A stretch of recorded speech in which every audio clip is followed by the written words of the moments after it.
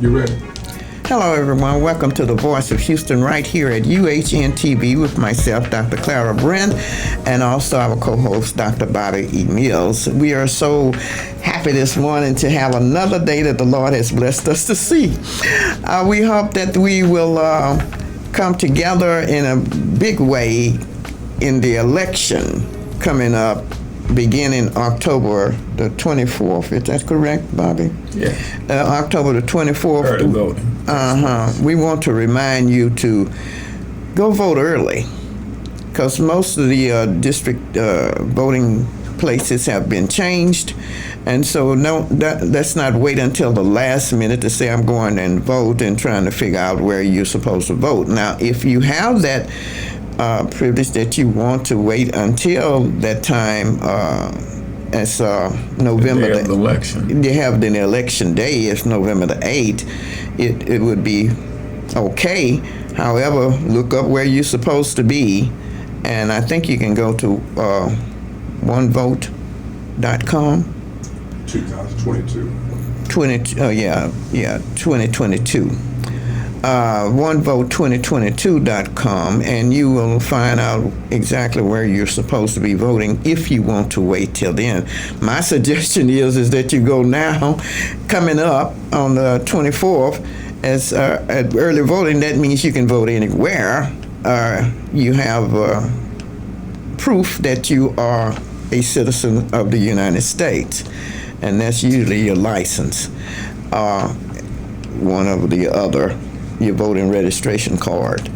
But we want to keep you in mind that we need to do the things that is necessary to make sure that our country stays our country and not a certain matter for others, and changing laws and voting out laws that have already been changed. Well, go ahead, Dr. Brent, and say what it is. What it is. What is it? We want America to remain a multicultural democracy rather than a white privilege autocracy, because that's what some people desire. They want white privilege autocracy. Mm-hmm. America has never been a white country. It has always been a multicultural country.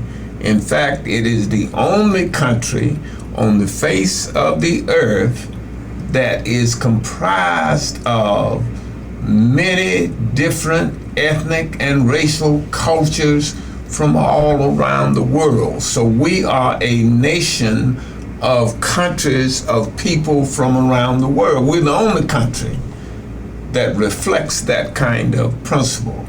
You know, England is England. It's primarily was a white country and everybody was the same. France, the same thing. Germany, the same thing.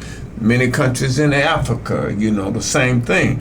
But America is the only country whereby we are a country of countries.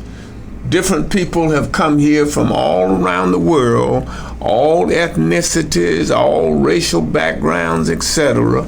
And so for a group of insane people, you have to say that they are insane, to desire to transform what America is, has been, and will always be, because it is what made America successful. America is successful because it is a multicultural nation, because we have the talents and skills and abilities of people from all around the world. That's what made America great. It's not one group of people that made America great. It's the people who came here from all around the world with different ideas and inventions, etc., that made America great. Now, because of one individual that got elected in 2016 and declared that he was going to make America great again, which we all know what he meant. He was going to make America white again, something that America has never been. Because when the people from England came to America, there were already people of color living here. Well, you look at the fact, yes, they were living here, but the ones that came from England decided they wanted to make sure that it was always going to be ran by white nationality. So they brought back, even with the blacks being more in population than it was at the time of the white population. Well, we were brought here to do labor work and build the infrastructure of the country. So we were brought here as free slave labor. Mm-hmm. That's exactly what it was. Yeah. And now we have it in the prisons, free slave labor. Right. To get even closer to to the fact that we get our young men and our young women are filling up these private jail homes, I call it homes, houses that getting free labor, and they're not getting paid after they have paid their debt or to society, and once they have done all the work that they have done, they still haven't got a compensation for it, especially if those come out on parole. You come out for parole, you have so many laws going against you at the time of getting out of jail. You have a probation fee that you have to pay. Then you don't have a job to pay it. Then what happens? You end up going back in jail because you weren't able to get the job because they have still messed up your what is that? Not the credit part. It's more like your record. Your record has been messed up. Yeah. Your record is not clear. And if a person pays their dues for going in jail, for many times, like our president said, it was for drugs, like marijuana, a recreational drug, and they made it as if it was like a heroin, someone taking heroin, someone on something else, one of the stronger drugs, then they're saying that marijuana was not a sociable drug. It was a drug that caused you to do things that you would naturally do. Normally not do. And then they put it on the record. I have a young lady that I know of on her record as a teenager when she would go to get a job just because she was, not because of drugs, because she was doing things that making bad decisions, dysfunctional, and dysfunctional things that as a teenager, and what teenagers will do, get into us around things and do things they shouldn't be doing, and they are not forgiven for it. Blacks, I'm talking about. And they are not forgiven for it. And then when they are not forgiven for it, they put it on their record that they are not responsible.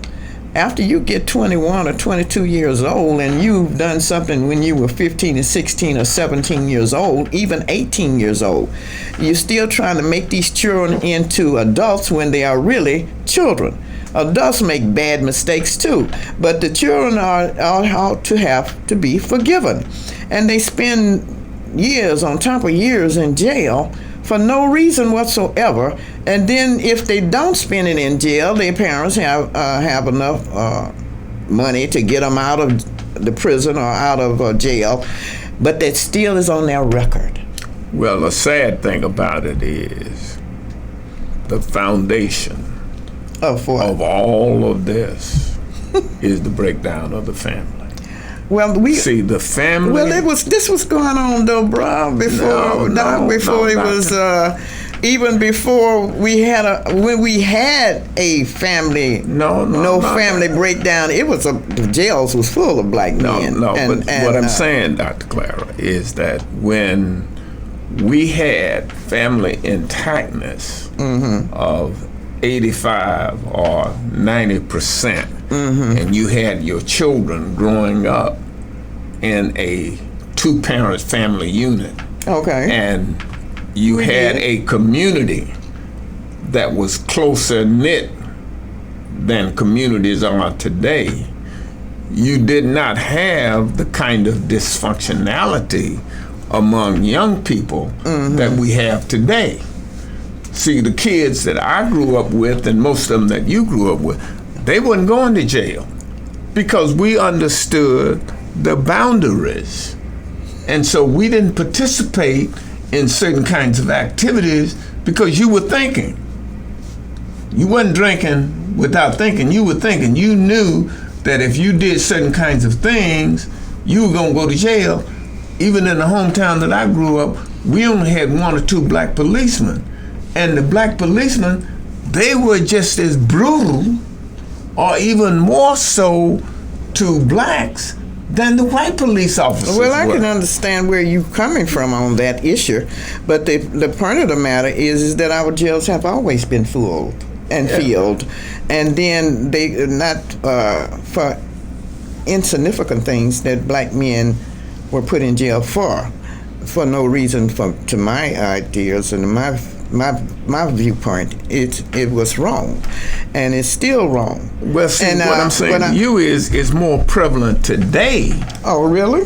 than it was 40, 50, 60, 70 years ago, because you have the breakdown of the family.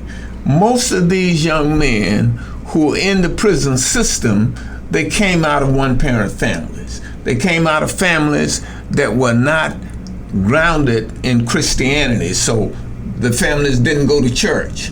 They lived in communities where the church wasn't like the church was when you and I grew up. Oh, and yeah, they the were church was fully involved. Right, there you go, in the development of the community and young people and parents and so forth. So you have a whole different kind of environmental mix with young people today that they have to navigate. But I still hold. That's and there is a such I understand thing that that's what you're saying, but I still hold that the laws that have been made should be corrected. The laws should be corrected for teenagers, especially. They should be forgiven. The laws should be corrected for a man or a woman who has been caught in doing wrong, and they have paid their debt. Then that law should be corrected to give them a clean slate, like God gives us all a clean slate for our sins. So if we ask for forgiveness, we get that clean slate. The same thing should also happen with us in America who believes in one God, one Savior. Most of us do. I don't know how many of us have changed our minds, but I have not. And there's a lot of more people out there that have not changed their minds and who call themselves Christians, who are in position to do the right thing instead of the wrong thing.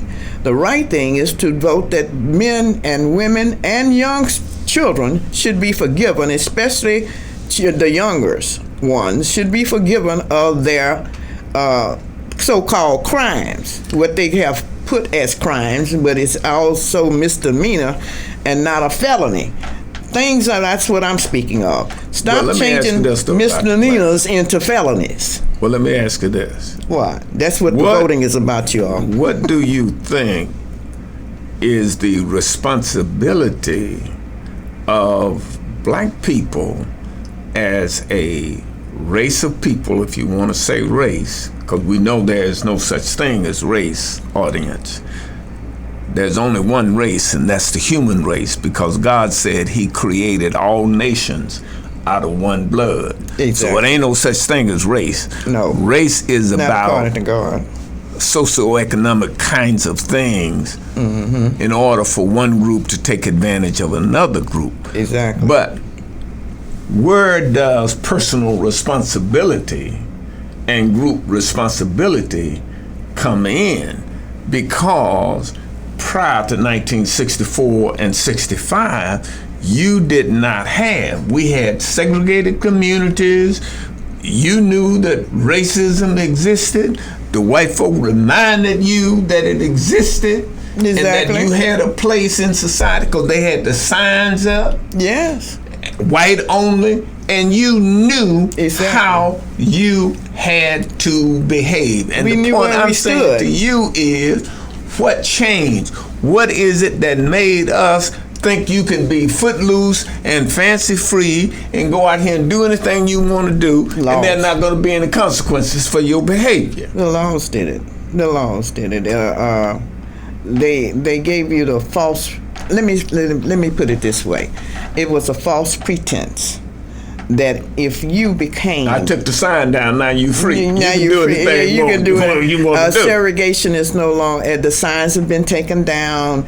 You can vote. You can do all those. And then we got confused. No, you can go out here and act like a white man. Yes, we got. That's what I'm saying. You can rob, steal, and kill. We got confused, y'all. We got confused in the fact that we stopped going to and patronizing. Stop going to church. We stopped going to church. We stopped loving one another. Stop loving each other and stop helping one another. We done all of those things. We decided that I'm gonna be just like my master did. He's free. I'm gonna be free too. I can do whatever I wish to do, and that did not happen.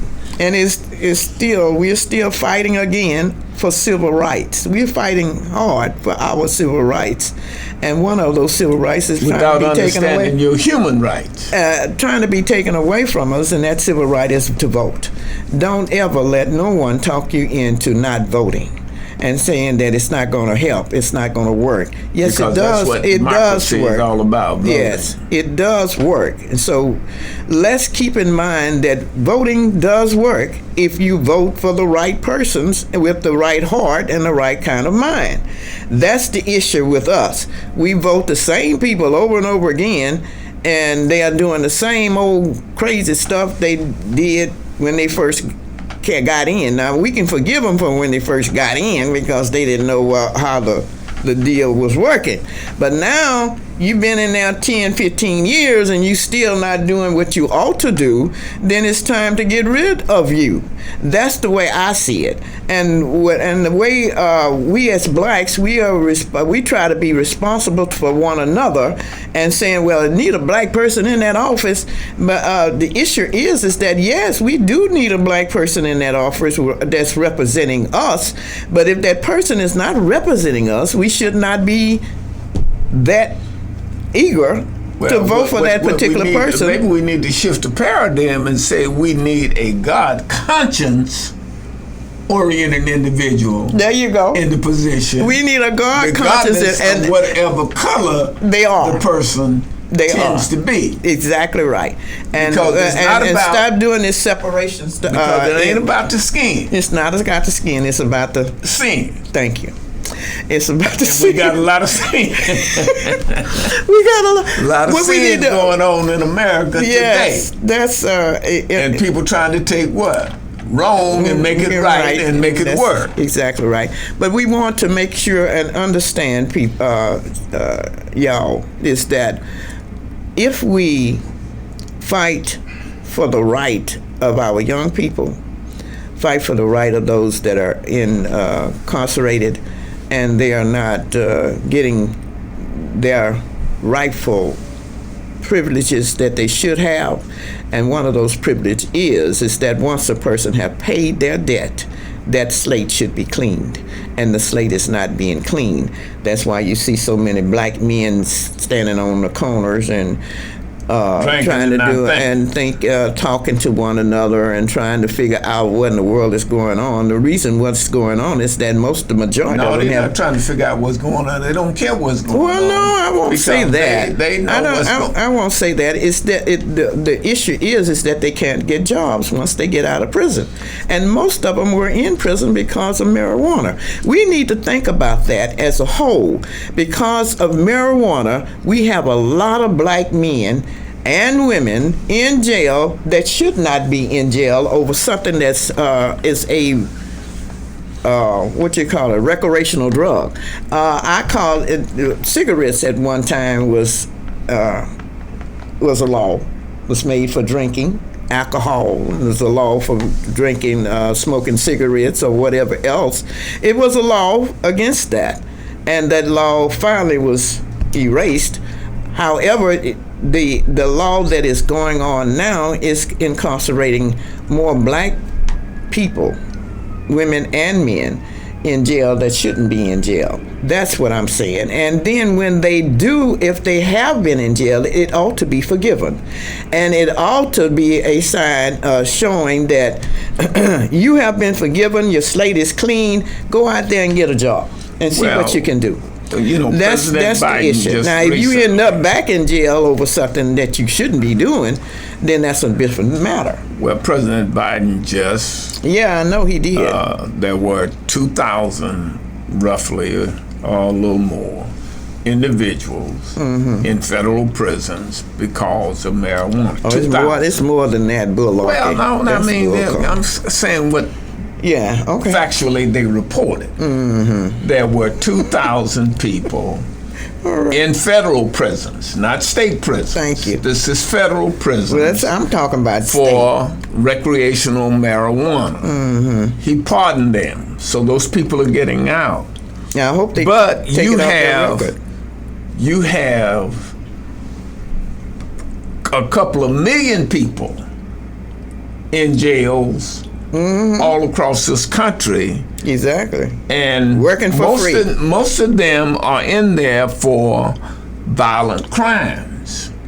Most of the people who are in jail are in there for violent type crimes. And I say they deserve to be in there for violent type crimes. I say they deserve to be there. So we already know that the government is trying to correct at the federal level the issue of recreational marijuana and people being incarcerated for that. So we don't even have to. Why are we separating what the federal does and what the state ought to do? That's the authority. That's wrong. Well, if the government comes in on everything else, why can't they come in on the issue? Well, they're not going to go into a state and try to dictate to a state that this is what you should do in terms of people who are in your state prisons for marijuana use. Well, all they're doing is setting the framework for what the federal government... Doc, you know that during slavery, after slavery, the government was backing all of that up. Now, why can't the government back everything else up in regards to the issue of blacks, whites, and whomever else has cleaned or spent that time and given up free labor? I mean free labor. That person cannot even come out with a good $5,000 if they stayed in there 15 years. And they can't even come out with a good $5,000 to get themselves back in society the right way. That's what I'm speaking of. I'm not all against the fact that they are what they have done and what the government is doing. The government has done many things to back up these states. So why not do the things to straighten up the states? The states have been like the laws with the Supreme Court. They've taken away our civil rights, and they continuously taken away things that has already been passed. But the government has come in to take it to change the whole situation. So why not do the same? Now we know that spiritually, the Bible teaches us that the wages of sin, death, is death. So there is a consequence for misbehaving and misbehaviors, even though God, if you ask for and seek forgiveness and change your ways. What you think is going to happen? Well, I think what's going to happen is that there are people who are released and they keep going back and back and back and back. Why do you think they keep going back and back and back? Because of lack of self-discipline. No, I think it's because they have the record that when they go to get hired and they have straightened their lives up and they've apologized and they've gone in there. Jail, they haven't straightened up their lives. Well, how you cannot go back to jail if you can't survive in the free world? In the free world, the only way you can survive, and when I say free world, I'm talking about you're not in jail. when you're in the free world, the only way you cannot survive is that you don't have a job. We have to have money coming in. So if you don't have money coming in, you don't have money coming in. There are a lot of different kind of jobs out here. But yes, it's not a living. It's not a living. Well, but Dr. Brent, yes, but you got to understand now. I'll give you an example. Okay. I have a cousin that has 40-odd acres of early June peaches in South Carolina. And it's falling to 40 the ground? acres. They falling down the ground? Wait a minute, hold it. He pays $10 an hour to pick those peaches. $10 an hour. You and I, we used to have to pick peaches for 10 cents a bushel. No, cotton. Yeah, right. Yeah, cotton and all that kind of stuff. Now he's paying $10 an hour. He can't get any black people to pick those peaches for $10 an hour. You know who's up there in South Carolina? Who? Illegal immigrants that done come across the border and they done migrated all the way up to South Carolina, and he pays them and they pick the peaches. Now, you're saying what I'm saying to you is life is not a crystal stair. Nothing in life is free.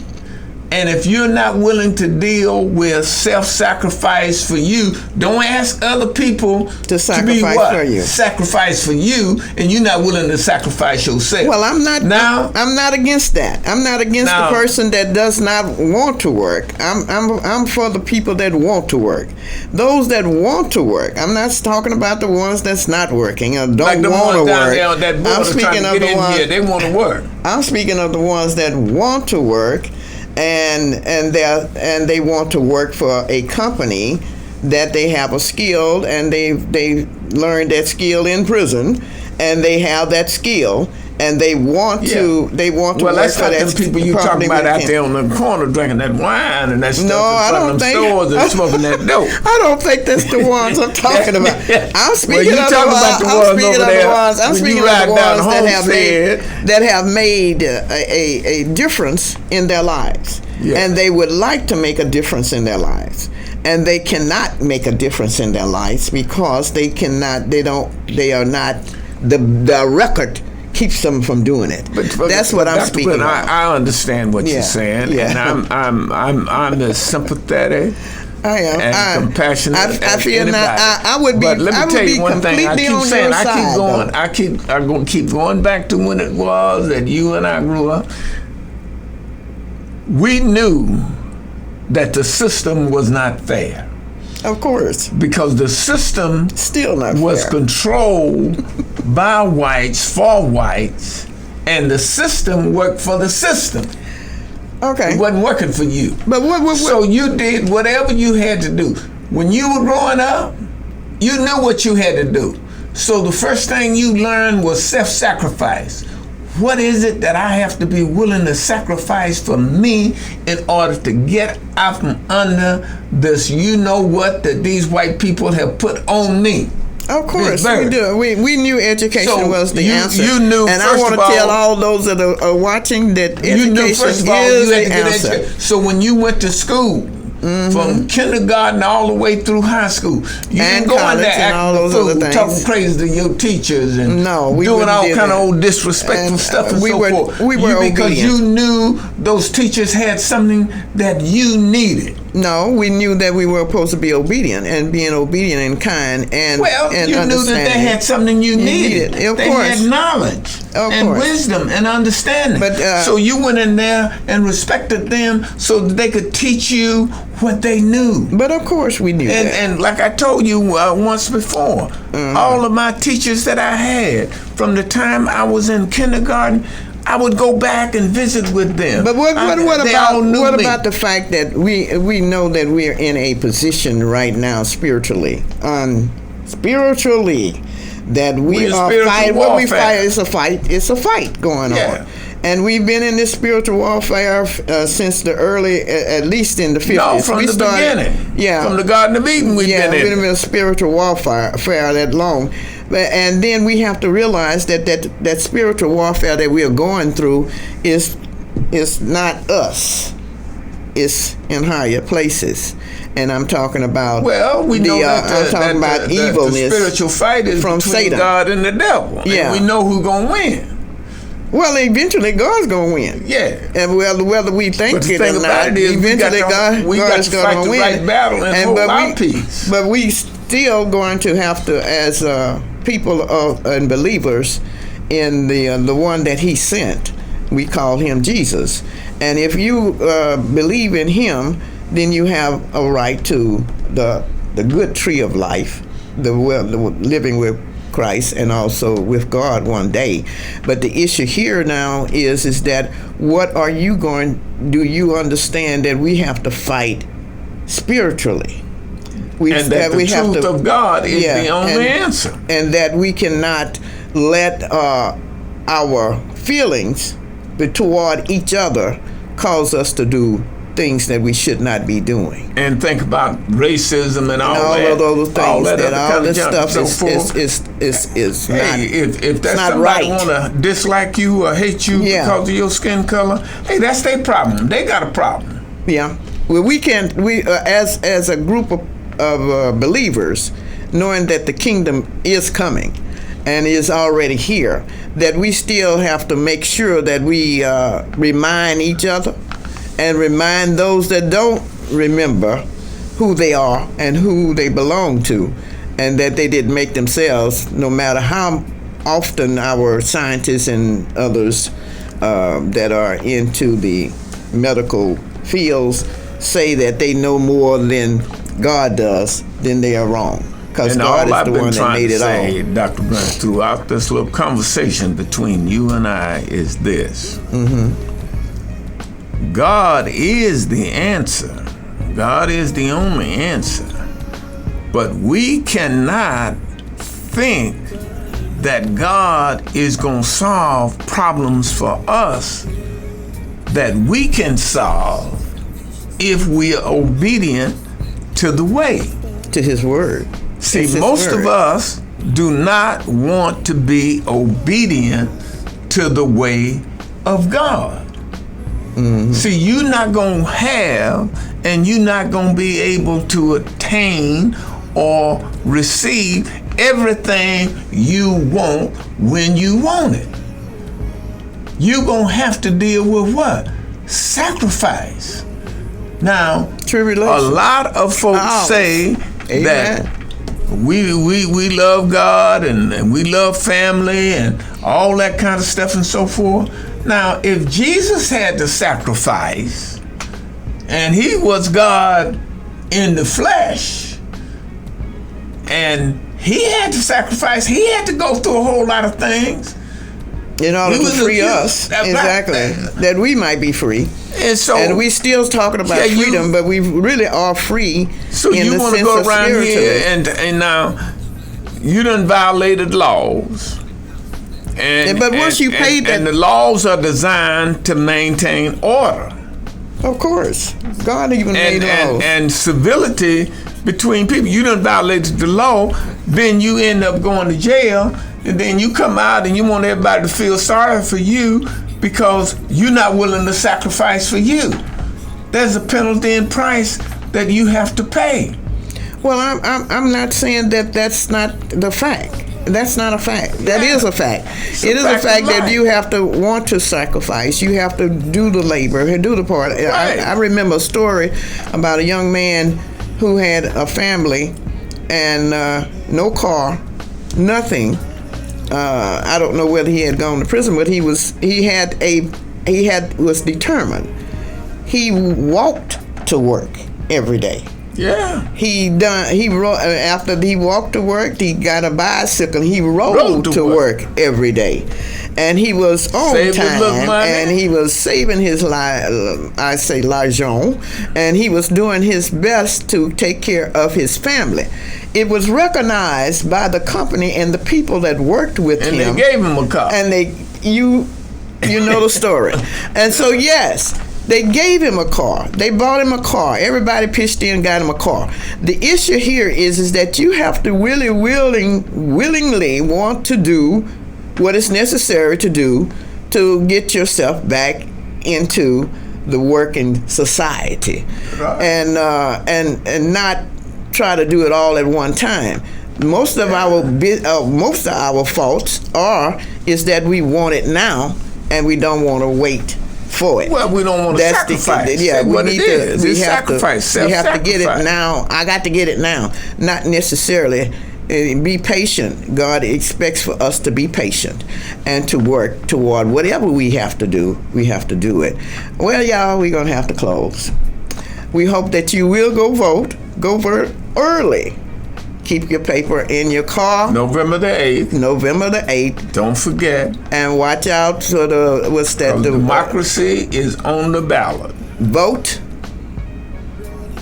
Vote early. Please vote early. And keep the paper in your car. Help keep Houston clean, especially our freeways and our streets. God bless. He loves you. Well, you know